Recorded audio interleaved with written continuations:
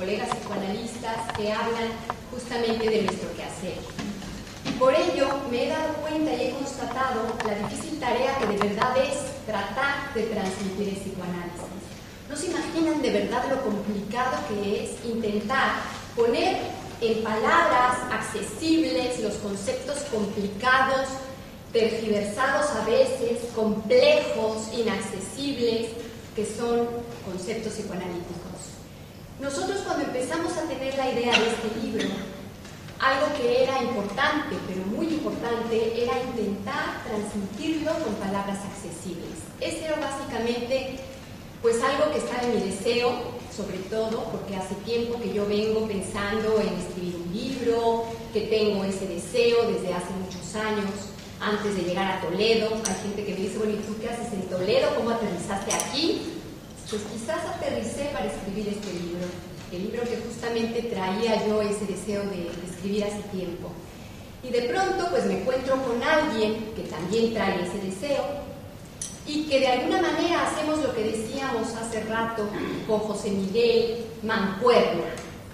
La mancuerna en México es como una pareja, pero de esas parejas que embonan bien, digamos, que no hay ningún tipo de falla en esa mancuerna que embona, que encaja. Así que ese deseo mío, de repente lo veo reflejado en un espejo, en mi colega, y decidimos escribir un libro, pero que fuese dirigido justamente a un público en general, no a un pequeño grupo de gente solamente pues estudiosa del psicoanálisis, estudiosa de la filosofía o de cualquier otro quehacer que tiene que ver con lo nuestro y que está pues por lo pronto bastante bien enterada de todo lo que implican los conceptos, como ahora decía José Miguel, pues el nombre del padre, Lacan, hablar de la corrupción, hablar del cross-cap y de una serie de cosas que la verdad es que en muchas ocasiones, desde mi muy humilde opinión, a muchos colegas incluso les rebasa un poquito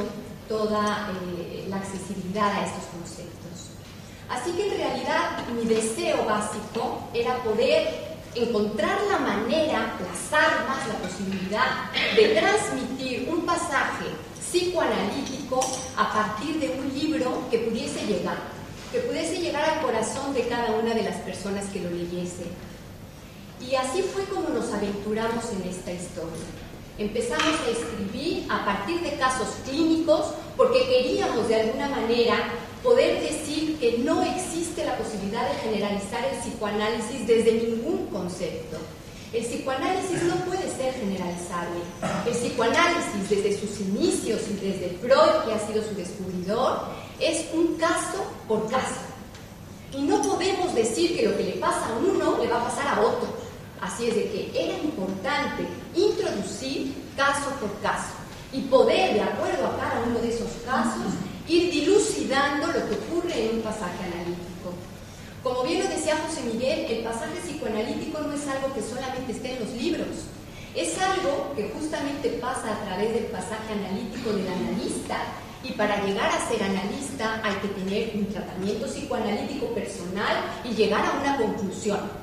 Y entonces a partir de ahí surge lo que se llama el deseo del analista, y de esa manera entonces en cada uno de estos casos nosotros hemos intentado ver qué es lo que va ocurriendo en ese pasaje analítico de cada una de estas pacientes, que por supuesto tienen nombres anónimos, y a la usanza freudiana pues lo que se ha hecho es justamente intentar que la gente que lo lea pueda de alguna manera identificarse.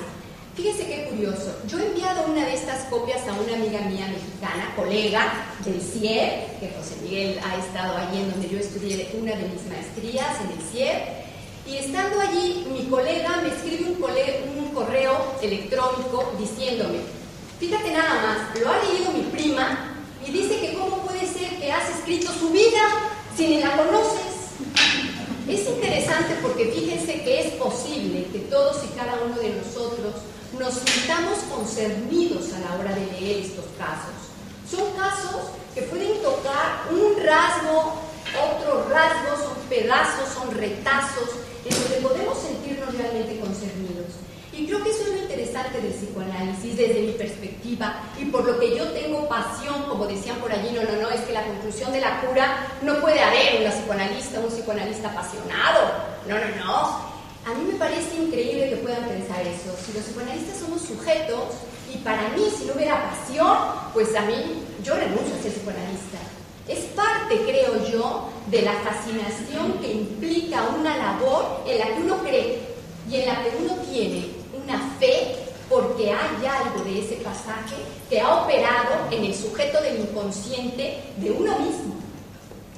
Así que cada uno de estos casos, por supuesto que concierne, por supuesto que apunta al ser y al corazón y a la fibra de cada uno de nosotros. Y es posible que por eso el psicoanálisis tiene ese lugar de polémica, ese lugar de transgresión, de escándalo, de que a veces es difícil escuchar el psicoanálisis. A veces no se quiere escuchar porque lastima, porque duele, porque ¿qué es el psicoanálisis? Es una actividad que apunta al sufrimiento del sujeto, al dolor, a lo que duele, a lo que le concierne al ser humano. Y a uno no le gusta que le recuerden el dolor, no le gusta que le recuerden el sufrimiento. Nos gusta ir a un sitio a mirar cosas que forman la armonía del ser humano, que nos hablen de las bondades, de la generosidad, de las virtudes del sujeto. Pero no, el psicoanálisis no hace eso. El psicoanálisis lo que dice es: somos sujetos del inconsciente y el inconsciente es una parte oscura del ser humano que no está controlada por él. Es algo que atañe a cada uno y que se produce en síntomas en cada uno y que produce muchas veces una oscuridad para el sujeto mismo que no entiende por qué está sintiendo eso o por qué está padeciendo eso. El psicoanálisis no apunta a decir que hay una bondad. Freud hablaba del malestar en la cultura, Lacan retomaba y decía que había por supuesto un malestar en todas las instituciones, ¿quién más que Lacan, que fue excomulgado de todas ellas? Así es de que el psicoanálisis lamentablemente nos habla de la yancia, lamentablemente por no decir felizmente, porque